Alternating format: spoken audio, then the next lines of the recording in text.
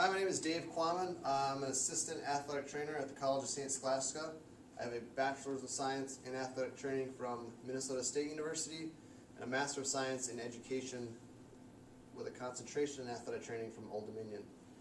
Today we're going to talk a little bit about landing mechanics, proper and improper landing mechanics, and what some of the consequences of improper ones are.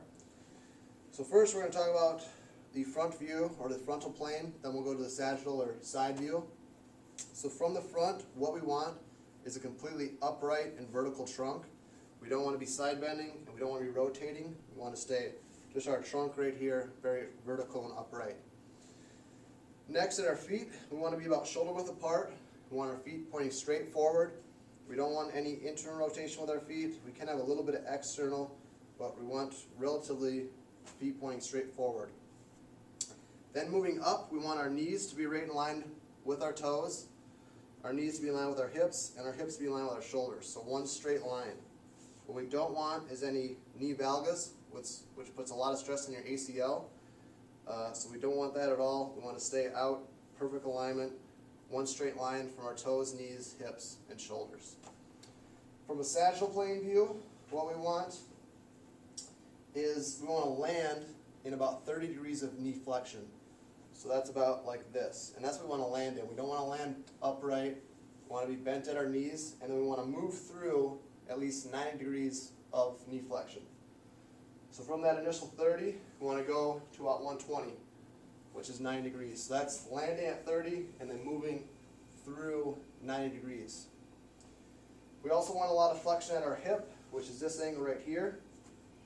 And we want flexion at our trunk, which is if there's a vertical line extending straight up, that's how much I'm bending over. We don't want to be upright again. And then the position of our lumbar spine, we want that to be very neutral. So you can see my back is very flat here. We don't want to be arched into lordosis. That's a very common improper biomechanic of landing.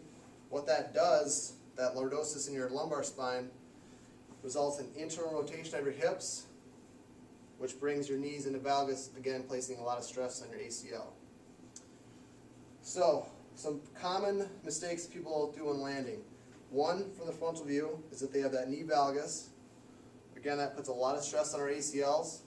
They've done research looking at the amount of knee valgus or knee abduction someone has, and they've been able to predict injuries based on how much they have. So the more knee valgus you have, again that's your kneecap going inside your big toe, the more of that you have, the higher chance you are for sustaining an ACL injury.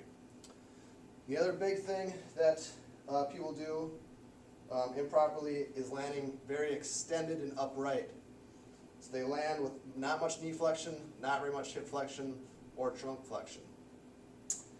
Now, when we land with a lot of flexion, it allows for muscular co-contraction, so meaning the quadricep muscles and the hamstrings can work together.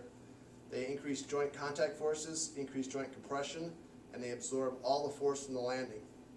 If we're landing in a very extended upright position, the muscles can't work together to absorb that force, and that force gets transferred on to the ligaments. That's when we can have issues like ACL tears, MCL tears. The other problem is people landing on their toes and staying on their toes, and that is what a strategy is when you're very quad dominant. When they've looked at landing between males and females, they've shown that females develop more quad dominant landing strategies and less hamstring activation than males do. And the problem with landing with your quads all the time is that you're going to stay extended, and the quadriceps tend to pull the tibia anteriorly.